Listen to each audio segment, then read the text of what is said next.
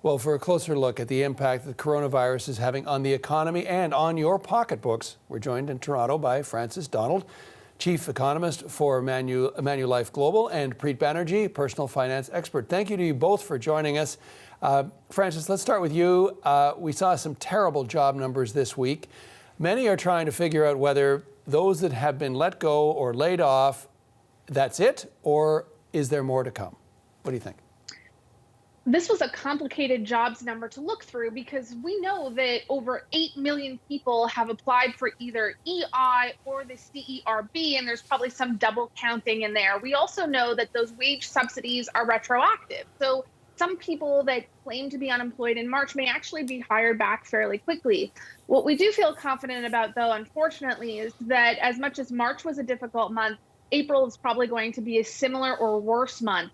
The silver lining is that, unlike past recessions, the job losses in this particular economic crisis seem to be front-loaded. So we're expecting the majority of the pain to happen up front, and by May or June, anyone who was going to be laid off probably laid off, and we can start to see some better numbers after that. Okay, you use the word recession.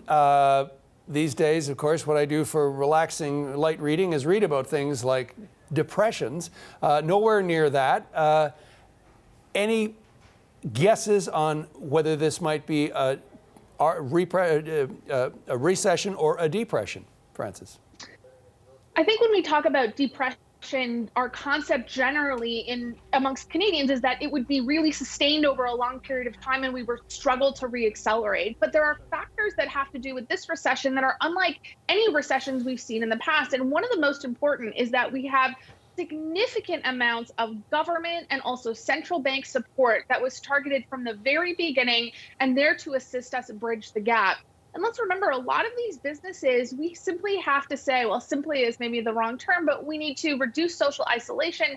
And a lot of these businesses are going to come back online. So I am not in the camp that this is a depression. I do think we are going to feel a recovery that is much quicker than what we've seen in, say, 2001 or 2008 type depressions. It's not going to be a snap of our fingers, but depression is an area I'm not willing to go based on the characteristics of this current economic challenge. Yeah, technically, I guess the definition would have to be 2 years of negative economic growth for it to be that. But Preet, let's bring you in on this. Let's talk about the personal finances, because a lot of Canadians are crunching the numbers these days. They have the time, but also worry and incentive driving them to do that as well. Let's talk about the Canada Emergency Response Benefit. Do you think that's enough?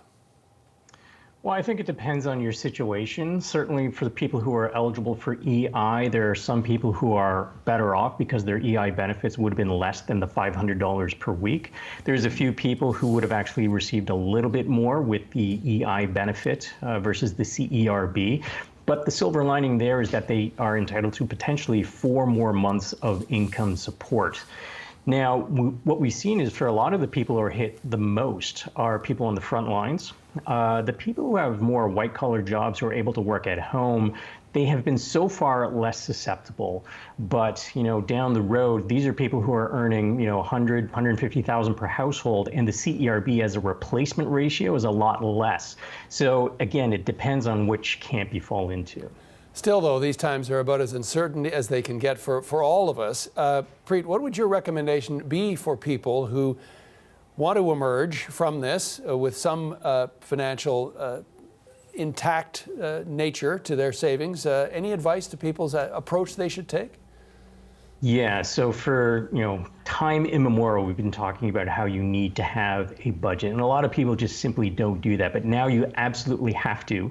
You have to sit down and itemize all your expenses and do a line-by-line check and see what can be eliminated, what is going to be kept, and what can be reduced. So downgrading a lot of the expenses that people have is another option. It's not black or white. And so what you're doing is you're basically trying to reduce your expenses, especially if you have a loss in income, so that you have a little bit more runway. You also want to make sure that you're taking advantage of all the support that is available. So it's not just these federal programs that have been highlighted, like the CERB, but there are also provincial supports that are available as well. So you need to factor that into your new crisis era budget.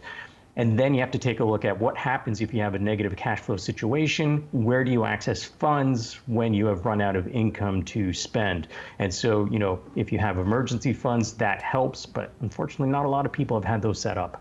Yeah, Francis, from a business point of view, is there anything in terms of attitude or approach that businesses can do to put themselves in the best possible position to emerge from this? Well, this is a challenging time, but we have to remember it's supposed to be a short time. Most of these programs are designed to help us over the 3 to 4 month period. And this is the mind state that a lot of economists are taking, that we're talking about a black hole, but with an other side.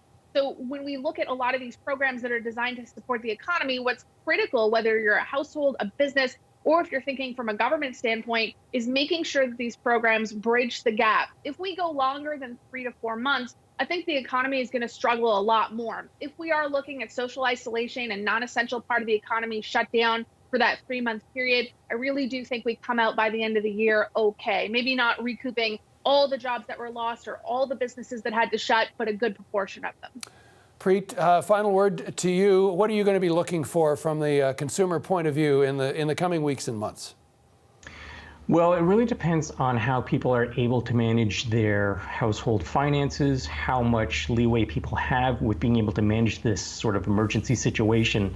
So after a couple months, that's where people start to make some serious decisions about big changes in their financial lives. So a lot of people, we've been talking about this backdrop of indebtedness of Canadian households. Those are definitely the most vulnerable because, with the loss of income, we're seeing just how many people have been put into those precarious situations. So unfortunately, I think what happens is that you have an increase in the wealth inequality in society as a result of, what's going to happen as a result of this pandemic.